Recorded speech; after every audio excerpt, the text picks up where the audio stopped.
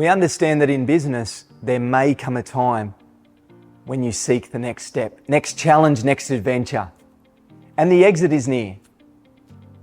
Having worked now with over 4,000 trading construction businesses, one of the things that we've identified, PROTRADE United, is that the exit is a transition. It's a phase. It's not a transaction. And John and I have created a structure and a process to support business owners that are looking to get the very best outcome for them and their teams. We've got a step-by-step process that will guide you over a 12-month period to ensure you get the very best return on your hard-earned asset. What's involved? Step 1, we're going to work with you on the foundation and the preparation. What are your core goals? What outcomes are you looking for you and your family? Step 2, how do we increase the value in your asset?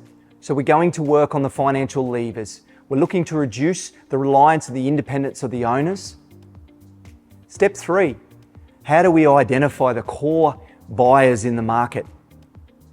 We want to ensure that the process and the transition is seamless, and to ensure that you can exit and leave on your terms.